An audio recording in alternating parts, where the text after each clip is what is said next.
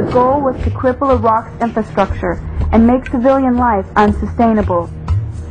We demonstrated the capacity of technology to cripple a country without ever setting foot on it in the Persian Gulf. It's important to recognize that because it goes hand in hand with the sanctions. When we merely say that we flew 110,000 aerial sorties in 42 days, one every 30 seconds on the average, 24 hours a day, we ignore what we really did. As officials said, the death toll was now 288, with many more to come. The trucks kept filling up and driving away, past waiting relatives who knew they might never be able to identify the bodies of their loved ones. The community of Almeria filled one of the first of many funerals with gunfire in sign of grief and fury, and with angry words aimed through foreign journalists. "My mother, she's gone," shouted this young man.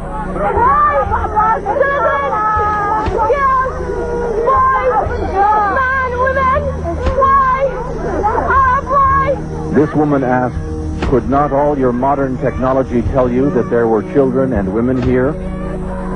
Bill Blakemore, ABC News, in the Almeria district of Baghdad. We destroyed every silo for grain or anything else storing food in the whole country. We destroyed all the storage and processing of food plants throughout the country.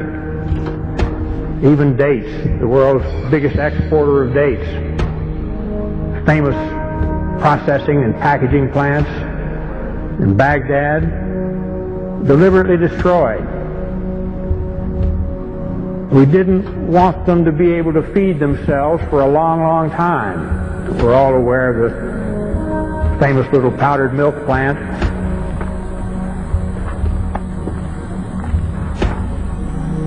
The United States government says that in this factory here you are making chemical weapons. Is that true? No, that's not true. They are lies. Because this is milk for children. This powder, milk of children. Nothing else was made? Only this in the factory? Yes, and you can see it yourself. With the only factory in the Middle East to produce powdered milk, they were producing about 17% of their powdered milk requirements. We destroyed that, cut off all the milk. The malnutrition of the mothers immediately jeopardized all of the infants. 70% of the pregnant women, even today in Iraq, suffer anemia. The death rate for children has soared compared to 1989, the last year before sanctions. One of the biggest causes of death in Iraqi children today is diarrhea and dysentery due to the untreated drinking water. Iraq's water purification plants were heavily bombed in the war, and many that were repaired have broken down. The United Nations bans the import of spare parts and chlorine into Iraq to purify water. We saw the effects of this policy in the hospitals. This is the second attack of acute bloody diarrhea, amoebic dysentery. Most of them are due to contamination of water.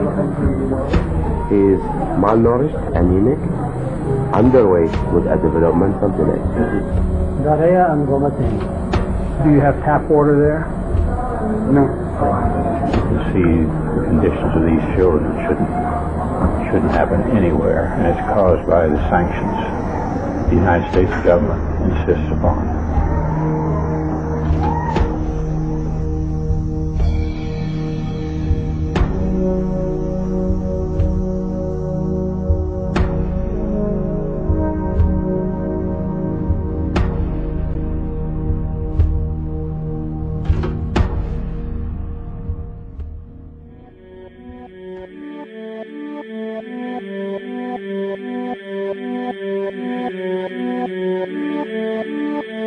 The daily life we perceive with our five senses is not reality.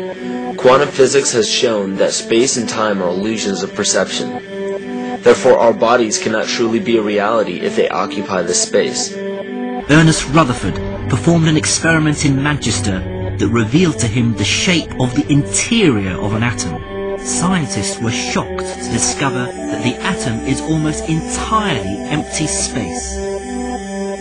The question then became, how could this empty atom possibly make the solid world around us. Our true consciousness does not exist in our brains or in our bodies. But this illusion of our individual bodies, along with the misinformation of our true origins, has manifested the idea that we all think independently from one another.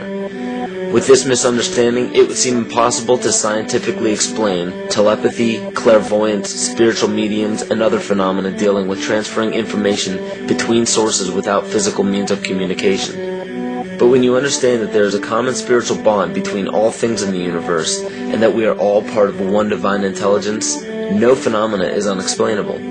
This simple understanding fills all the holes in modern religions. It explains reincarnation, déjà vu, predictions of the future, and literally every event, occurrence, or anomaly ever experienced. The blank matter within the most basic building blocks of perceivable existence is malleable and molded by intent. This means that consciousness shapes our reality. This seems difficult to accept for most, and it is quite understandable. In modern times, we are taught from an early age how to think rationally and tangibly. This is a very left-brain method of education, and it has more harmful effects than it's given credit for. The left brain deals with logic, details, facts, patterns, practicality, science, and math, as the right brain deals with feeling, intuition, symbols, images, risk-taking, philosophy, and religion. With a deliberate push for government-controlled educational curriculums, generation after generation of the youth are being taught to focus only on the facts, figures, and numbers. Repetition is used to train children subconsciously to accept what they're learning. Children are rewarded for questioning the validity of the information they receive. They are ridiculed. However, the children who blindly accept the information as true and merely regurgitate the information on command when it is time to take a test, those children go on to become the decision makers in our government, law, medicine, business, and every other occupation with power and prestige. The most detrimental effect of being pushed away from holistic thinking with the full brain into a strictly left brain thought is what is known as the suppression of the feminine. Every male and female have both feminine and masculine qualities. It has nothing to do with man or woman. These are represented by the left and right brain, yin and yang, black and white, light and dark, and most every other duality. Both are vital to our spiritual and physical health. In ancient Egypt, the female was the rightful heir to the throne. The male she chose to marry became pharaoh. This depicted the goddess tradition that has been destroyed to make way for a patriarchal, male-dominated society we see enforced in every major denomination. In suppressing the feminine of every society and pushing the people to strictly left-brain thinking, the natural ability for humanity to feel earthly, cosmic, and personal energy became lost. Traditions that were passed on through shamans, witch doctors, magicians, psychics, and seers of all kind became outlawed and ridiculed and given a stigma of something out of a Hollywood movie. Every religion explains that we are children of God and have godliness inside of us. If you erase the anthropomorphized God and understand that God is nothing more than the spiritual web that connects all things, all religious scriptures begin to make much more sense. Our bodies are merely vessels to contain our spirit, to gather experience for the divine mind. This is how evolution is possible. It is scientifically proven that all species are evolving into more complex beings. Innate knowledge or racial memory within all species is the understanding of newborns of all kinds to automatically know specific details and traits that the mother does not have to teach them. Therefore, innate knowledge helps every species naturally evolve towards more complex organisms. Lyle Watson claims that it was a Japanese scientist who observed the 100th monkey effect in 1952. In this observation, he discovered that a certain portion or percentage of monkeys learned or developed a new trait. The knowledge became an innate ability in that species. This is further testimony to a collective consciousness among species.